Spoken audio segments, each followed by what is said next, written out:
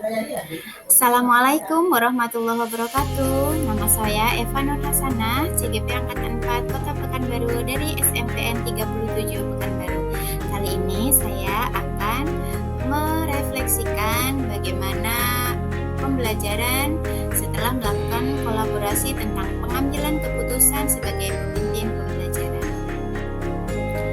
Di awal refleksi ini, saya diminta untuk memberikan makna dari pernyataan yang menyatakan bahwa pendidikan adalah sebuah seni untuk membuat manusia menjadi berperilaku etis. Nah, menurut saya, manusia dapat berperilaku etis karena dia telah menerima pendidikan.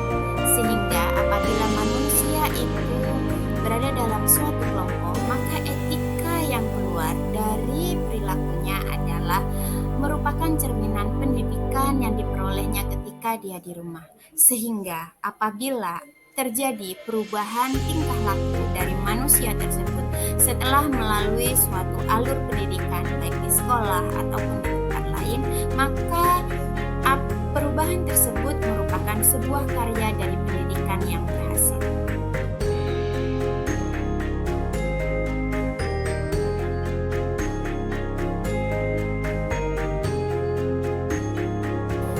Pertama yang saya pelajari dari modul ini adalah perbedaan antara rujukan moral dengan dilema etika. Dalam hal ini, kata kunci yang saya pahami adalah jika dalam kasus tersebut terjadi suatu pelanggaran dari peraturan yang ditetapkan secara hukum negara maupun peraturan yang lain secara tertulis, maka kasus tersebut adalah kasus rujukan moral. Karena jelas dilemanya antara benar melawan salah. Tetapi jika dilema etika tersebut merupakan kasus yang berhadapan antara benar lawan benar, maka itu adalah dilema etika. Nah, pada dilema etika ada 4 paradigma yang mungkin terjadi. Yang pertama adalah paradigma antara individu melawan masyarakat. Yang kedua, rasa keadilan melawan rasa kasihan. 3, kebenaran lawan kesetiaan. 4, jangka panjang yang melawan jangka pendek. Nah, dari ketiga prinsip tersebut dijadikan dasar untuk membuat keputusan dengan berpikir berbasis hasil akhir, berpikir berbasis peraturan, dan berpikir berbasis rasa peduli. Dalam penerapannya, kadang kasus tersebut tidak hanya mencakup pada satu paradigma saja, tetapi bisa mencakup pada 2 paradigma. Demikian juga pada prinsip pengambilan keputusan. Terkadang hanya pada satu prinsip saja, misalnya berpikir berbasis hasil akhir. Nah, tetapi juga terkadang mencakup atau saling berkaitan antara ketiga prinsip tersebut digunakan dalam menghadapi satu situasi. 9 langkah berikut digunakan untuk membantu menentukan pengambilan keputusan. Paradigma dan prinsip yang digunakan adalah yang pertama, menentukan nilai yang saling bertentangan. Yang kedua, menentukan siapa yang terlibat dalam kasus tersebut.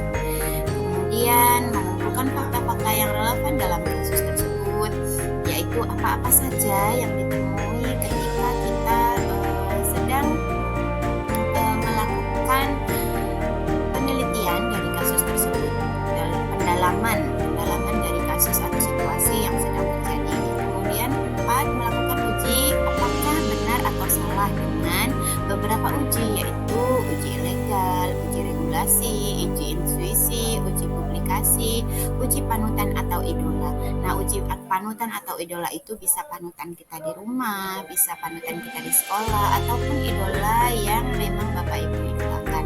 Lalu yang kelima, pengujian paradigma benar atau lawan benar. Nah, kemudian melakukan prinsip resolusi, lalu investigasi opsi trilema. Investigasi opsi trilema di sini dimaksudkan adalah apakah kita memiliki kemungkinan jalan keluar yang belum pernah terpikirkan sebelumnya. Nah, yang terakhir, buat keputusan. Setelah kita membuat keputusan, kemudian kita masih melihat lagi keputusan dan merefleksikannya. Baik, pada pertanyaan selanjutnya, sebelum mempelajari modul ini, pernahkah Anda menerapkan pengambilan keputusan sebagai pemimpin pembelajaran dalam situasi moral dilema? Kalau pernah, apa bedanya dengan apa yang Anda pelajari dalam modul ini? Baiklah, sebelum saya menjawabnya, dalam keputusan yang terpenting itu menurut saya adalah komitmen untuk melaksanakan keputusan dengan penuh tanggung jawab sesuai dengan nilai-nilai kebajikan universal yang telah digunakan pada langkah nomor 1 ketika proses 9 langkah yang sudah kita uraikan tadi di atas. Nah,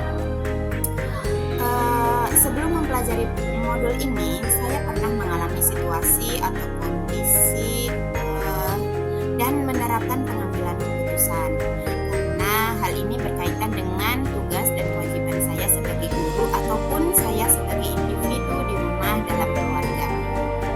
Bedanya, apa yang telah saya lakukan waktu itu dengan setelah mempelajari modul ini adalah yang menjadi pertimbangan waktu itu merupakan kepedulian saya terhadap murid tersebut. Setelah saya mempelajari modul ini, ternyata yang saya lakukan merupakan paradigma jangka pendek melawan jangka panjang. Nah, artinya seandainya waktu itu saya sudah mengenal modul ini, tentu saya bisa memberi masukan kepada atasan terkait keputusan yang diambil oleh beliau. Namun bagaimanapun, situasi dilema etika yang kita pelajari pada modul ini memang selalu dihadapkan pada situasi benar melawan benar. Jadi keputusan apapun yang kita ambil itu bukanlah suatu kesalahan. Sehingga hanya saja dengan latihan pengambilan keputusan 9 langkah yang sudah diuraikan sebelumnya, kita akan lebih berhati-hati dalam pengambilan keputusan dan selalu diarahkan untuk mengutamakan kebutuhan dari murid. Seberapa penting mempelajari topik modul ini bagi Anda sebagai seorang individu dan Anda sebagai seorang pemimpin pembelajaran? Baik, menurut saya sebagai seorang individu, modul ini bukan hanya digunakan dalam pengambilan keputusan di lingkungan sekolah, tetapi juga dalam kehidupan pribadi saya di rumah terkait keputusan yang saya ambil dalam menghadapi permasalahan dalam keluarga, terutama anak-anak saya, lingkungan bertetangga, dan masyarakat sekitar. Karena dimanapun berada dan posisi kita selalu saja dihadapkan dengan situasi baik dilema etika maupun rujukan moral. Sehingga dengan keterampilan yang saya kembangkan dari modul ini dapat melatih saya dalam membuat keputusan yang bertanggung jawab tentunya. Jika bagi pribadi saya sudah penting, maka sebagai pemimpin pembelajaran dalam modul ini menjadi sangat penting. Karena sebagai pemimpin pembelajaran, keputusan yang diambil mempengaruhi pembelajaran itu sendiri. Dalam hal ini tentu saja berhubungan dengan kebutuhan murid, berhubungan dengan ekosistem sekolah, kemudian manajemen sekolah, dan lain-lain.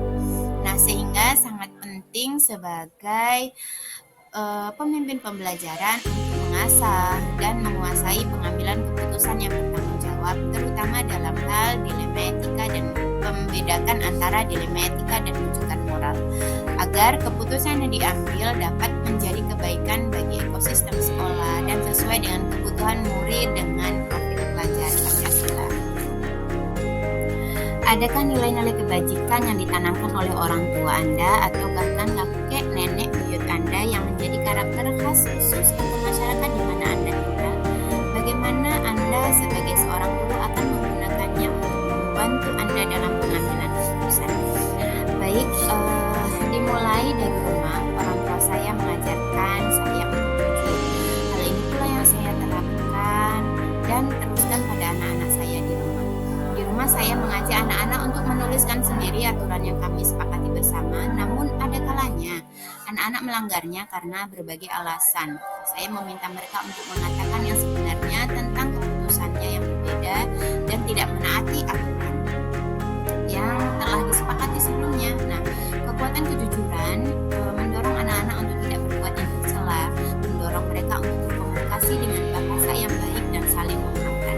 Keadaan ini saya bawa juga di kelas saya sebagai wali kelas dan kelas mapel saya. Saya menanamkan kejujuran kepada mereka mulai dari persiapan sebelum pembelajaran, kemudian juga karya yang mereka hasilkan. Saya ingin mereka memiliki rasa jujur yang dapat meningkatkan kemampuan baik kognitif, efektif, dan psikomotoriknya, sehingga mereka itu terbiasa untuk bekerja keras dan bertanggung jawab dengan apa yang mereka hasilkan. Saya berharap berharap dengan jujur murid-murid saya lebih memaknai setiap proses pembelajaran yang dilaluinya, sehingga terus terbawa hingga mereka ketika meninggalkan sekolah juga tetap terbiasa